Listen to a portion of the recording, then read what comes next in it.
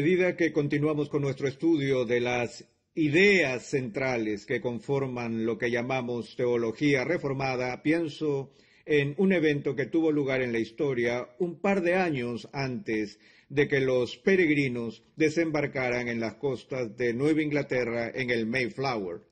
Una polémica que se extendió por toda Europa y luego en todo el mundo, que tuvo sus raíces en los Países Bajos. Empezó en una facultad holandesa de teología comprometida con la teología calvinista. Cuando algunos de los profesores comenzaron a tener dudas acerca de temas relacionados a la doctrina de la elección y la predestinación y cosas así, esta controversia teológica estalló y a medida que se extendía por todo el país, molestaba a la iglesia y molestaba a los teólogos de ese tiempo hasta que por fin se convocó a un sínodo. Los asuntos fueron clarificados y algunos fueron rechazados por sus puntos de vista, entre los cuales estaba uno llamado Arminio. Pero el grupo que lideró este movimiento contra la teología ortodoxa reformada fue llamada los remonstrantes. Se les llamó remonstrantes porque estaban en desacuerdo o estaban protestando contra ciertas doctrinas dentro de su propia herencia teológica. Y fueron básicamente 5 doctrinas las que formaron el núcleo de la controversia. Y lo que ocurrió como resultado de este debate fue que estos 5 temas teológicos centrales llegaron a ser conocidos en las generaciones posteriores como los famosos 5 puntos del calvinismo. Y hoy se conocen a través del muy popular acróstico en inglés TULIP, T-U-L-I-P,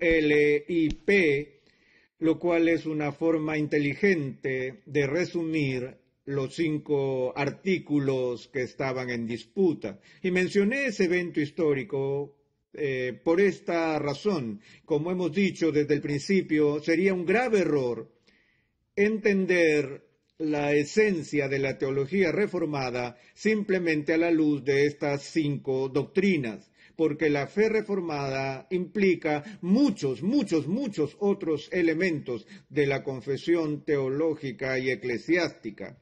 Pero estos son los 5 puntos controversiales de la teología reformada y son estos los que se consideran popularmente como distintivos de esta confesión en particular. Así que vamos a tomar un tiempo para explicar los 5 puntos del calvinismo a través de las iniciales de este acróstico. Aquí nos encontramos con estas siglas que usa la primera letra de 5 doctrinas diferentes. La primera es depravación total, en inglés es total depravity, de ahí la T. La segunda es elección incondicional, en inglés unconditional election, de ahí la U. La L por limited atonement, expiación limitada. La I por irresistible grace, gracia irresistible. P por perseverance of the saints, perseverancia de los santos. Y cuando he dado charlas sobre estas doctrinas en el pasado, yo he mencionado una o más objeciones a estos subtítulos como la definición de las doctrinas, porque muchos de ellos, si no todos, eran de alguna manera confusos, pero encajan tan bien en este acróstico que la gente insiste en el uso de estas abreviaturas para definir los 5 puntos.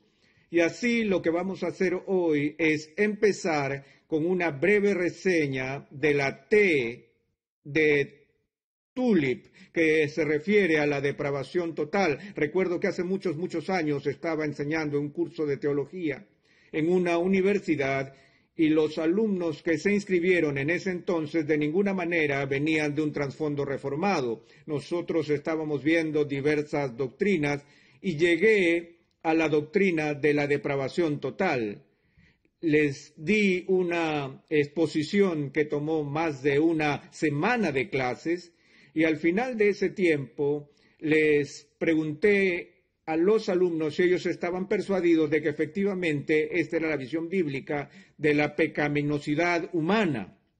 Y todo el mundo en la clase levantó la mano y dijo que sí, que estaban convencidos de que era la visión bíblica correcta. Y pregunté, ¿están seguros? Y dijeron que sí, estaban completamente seguros. Así que fui a la pizarra y en la parte superior izquierda de la pizarra escribí un número, el número de estudiantes. Había como 28 alumnos. Hice un recuadro al número y escribí, por favor, no borrar. Y lo hice por una razón, que todos quedasen comprometidos. Luego, la siguiente semana, empezamos con la U de elección incondicional y entonces hubo gritos de protesta de los alumnos quienes se rebelaron contra esta doctrina, no les gustó en absoluto. Y cuando empecé a presionarlos sobre la doctrina, pregunté, ¿aún siguen persuadidos de la depravación total como lo hicieron la semana pasada? Y uno a uno tuvo que ir disminuyendo los números en esa esquina de la pizarra. Y digo esto por esta razón, que hay un sentido en el que si una persona realmente abraza lo que se llama la doctrina de la depravación total, los otros 4 puntos en este sistema de 5 puntos se alinean más o menos, vienen a ser como una cadena de consecuencias y resultados del primer punto. Tomemos un tiempo para ver esto. La situación histórica en que por primera vez esta doctrina se convirtió en algo importante y de gran controversia fue en los inicios de la historia de la Iglesia durante el ministerio de la enseñanza de San Agustín. Y estoy seguro que han oído hablar un poco acerca de la llamada controversia pelagiana de la última parte del siglo IV y en el V siglo, que comenzó cuando este monje británico, cuyo nombre era Pelagio, protestó contra una declaración que estaba en una de las oraciones escritas de Agustín, en cuya oración Agustín hizo este comentario ante Dios y dijo, oh Dios, ordena lo que quieras y concédenos hacer lo que ordenas. Déjame decirlo de nuevo, ordena lo que quieras y concédenos hacer lo que ordenas. Y por supuesto a Pelagio le dio un infarto por esta oración. Ahora, el motivo de su disgusto no fue la primera parte de la oración en la que Agustín dijo, oh Dios, ordena lo que quieras ordenar. Pelagio, siendo un monje, sin duda, estaba de acuerdo con Agustín de que Dios tiene todo el derecho a ejercer su autoridad sobre las criaturas y ordenar lo que considerara agradable a él. Pero lo que alteró a Pelagio fue la segunda parte de la oración en la que Agustín pidió a Dios que concediera hacer lo que él demandaba. Porque Pelagio dijo que eso hacía suponer que la criatura de alguna manera no es moralmente capaz de hacer la voluntad de Dios. Así que creó una larga controversia que francamente continuó hasta este día. Y seguimos teniendo discusiones sobre pelagianismo o semipelagianismo, agustinismo y así sucesivamente. De hecho, he llegado a escribir un libro acerca de todo el desarrollo histórico de esta controversia, desde Pelagio hasta la semana pasada.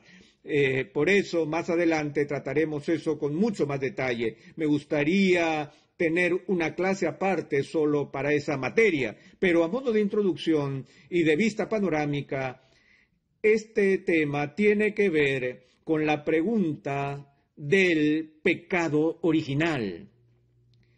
Y la doctrina de la depravación total refleja el punto de vista reformado del pecado original. Ahora, este término pecado original es a menudo malentendido en sectores populares. Algunos simplemente asumen que el término pecado original debe referirse al primer pecado, el original, el que todos hemos copiado en 1000 maneras distintas en nuestras propias vidas, que es el primer pecado de Adán y Eva. Pero ese no es lo que se conoce históricamente en la Iglesia por doctrina del pecado original. Más bien, la doctrina del pecado original define las consecuencias para la raza humana de aquel primer pecado.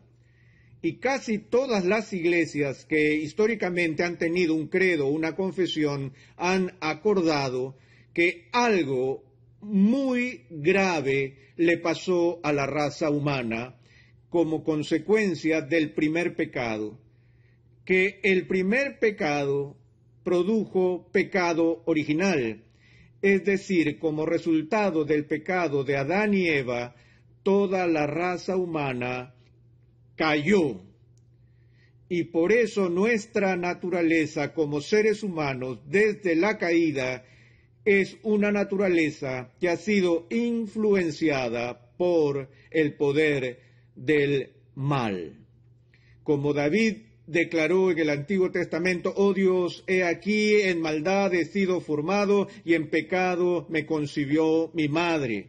Él no estaba diciendo que era pecaminoso que su madre y su padre tuvieran hijos, ni estaba diciendo que había hecho algo malo por haber nacido, sino que estaba reconociendo la condición caída del ser humano. Esa condición caída que fue parte de la experiencia de sus padres, esa condición caída que trajo él mismo a este mundo. Así que el pecado original tiene que ver con la naturaleza caída de la humanidad. La idea es que no somos pecadores porque pecamos, sino que pecamos porque somos pecadores. Somos por naturaleza pecadores. Todos hemos escuchado el axioma: no hay nadie perfecto. Podríamos mejorar un poco eso al decir no solo que nadie es perfecto, sino que nadie siquiera está cerca de la perfección. Y así, la doctrina de la depravación total describe y define un punto particular del pecado original que tiene sus raíces en las enseñanzas de San Agustín. Y recuerden que Agustín fue el santo patrono del monasterio donde Martín Lutero fue formado en la fe y donde enseñó en Wittenberg. Él fue un monje agustino, y Agustín también fue el mentor más venerado de Juan Calvino, de modo que el pensamiento de Agustín tuvo una enorme influencia en la formación de la doctrina de la Reforma Protestante.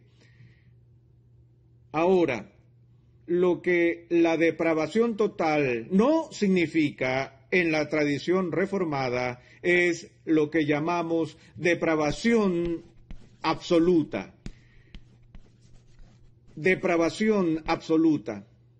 A menudo usamos el término total como sinónimo de absoluto o completo. Y así la noción de la depravación total evoca la idea de que cada ser humano es tan malo como esa persona podría ser. Y uno pudiera pensar en algún personaje malévolo de la historia como Adolfo Hitler y decir que sin duda no había ni una virtud redimible en ese hombre, pero sospecho que tenía algún afecto por su madre, y aún tan malvado como Adolfo Hitler fue, todavía se puede concebir un ser aún más perverso de lo que en realidad era.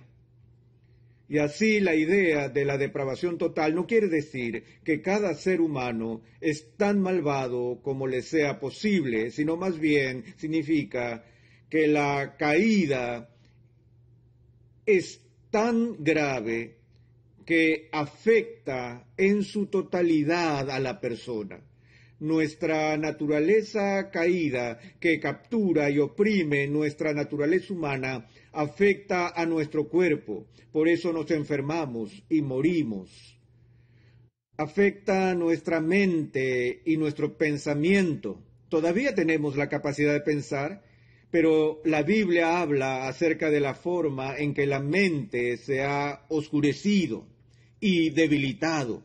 La voluntad del hombre ya no está en su estado original del poder moral. La voluntad, según el Nuevo Testamento, está ahora en esclavitud. Estamos esclavizados a los malos impulsos y deseos de nuestros corazones. Y así la mente, la voluntad, el espíritu, la persona completa ha sido infectada por el poder del pecado. Una vez más, si eso es lo más lejos que llegamos con la definición de depravación total, la mayoría de las comuniones cristianas dirían sí y amén a esto. Es decir, la mayoría estaría de acuerdo en que estamos caídos y que la caída es una cosa seria y que la naturaleza humana que traemos a este mundo ha sido tan influenciada por el pecado que toca cada parte de nuestra naturaleza. De nuevo, la mayoría de los credos católicos o universales de la cristiandad afirmarían todo eso. Entonces el debate se torna en un asunto de grado. ¿Hasta dónde hemos caído? ¿Cuál es el grado de esta corrupción humana? Ahora, me gusta sustituir el término depravación total con mi designación favorita, que es la corrupción radical.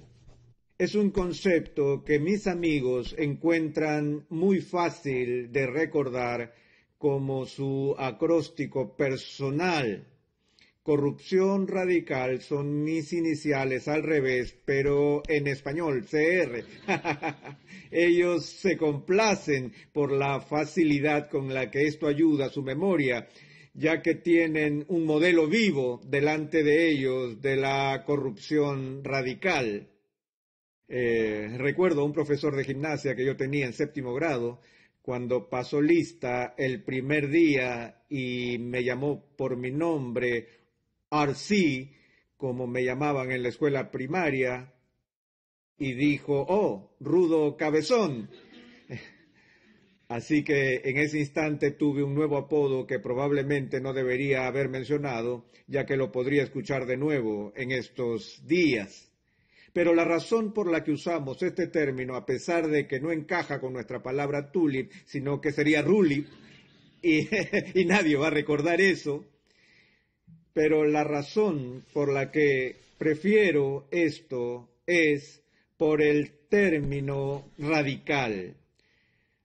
De nuevo, hay otra de esas palabras que solemos utilizar de varias maneras en nuestra cultura, en particular en el ámbito político, en el que decimos a alguien que está en la izquierda radical o en la derecha radical o así sucesivamente, pero la palabra radical, irónicamente, tiene sus raíces en la palabra latina para raíz, que es la palabra rodex, y se puede traducir raíz o núcleo. Y la idea del término radical es algo que impregna la esencia de una cosa. No es algo que es tangencial o superficial, es decir, que yace en la superficie, sino que penetra en el núcleo del objeto. En una encuesta reciente realizada a evangélicos practicantes, la abrumadora mayoría de personas que respondieron a preguntas particulares en esta encuesta indicaron que estaban de acuerdo con la afirmación de que el hombre es básicamente bueno.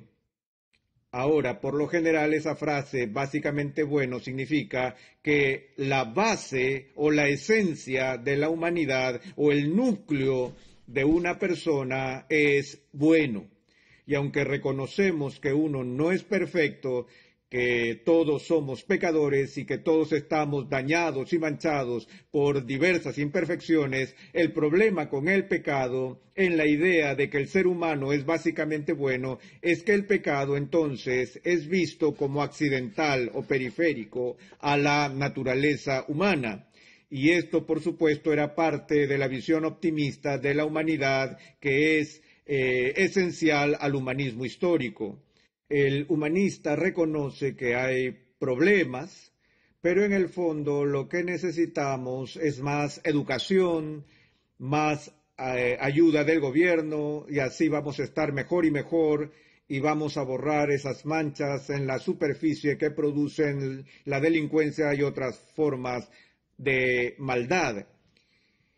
Y me pareció que cuando me enteré de esa encuesta que tal vez lo que está pasando es que esos que están profesando ser evangélicos están tomando ejemplo de la naturaleza básica de la humanidad caída, más de la cultura que del punto de vista bíblico.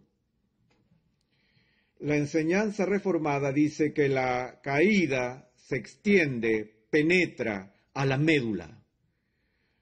La palabra que se utiliza para el núcleo realmente es una traducción de la palabra latina core, que significa ¿qué? Corazón. Esa es la idea, que nuestro pecado es algo que viene de nuestros corazones. Y en términos bíblicos eso significa desde el núcleo o centro de nuestra existencia. Así es que lo que se requiere para que seamos hechos conforme a la imagen de Cristo no es simplemente algunos pequeños ajustes o cambios de comportamiento, sino nada menos que la renovación desde el interior, nada menos que la regeneración, ser hechos de nuevo, siendo vivificados por el poder del Espíritu. Y así vemos que la única manera en que una persona puede escapar a esa situación radical es cuando el Espíritu Santo cambia el núcleo, cambia el corazón. Y aún ese cambio no vence al instante el pecado. La completa eliminación del pecado aguarda nuestra glorificación en el cielo. Veremos algunos aspectos más de esta doctrina en nuestra próxima sesión.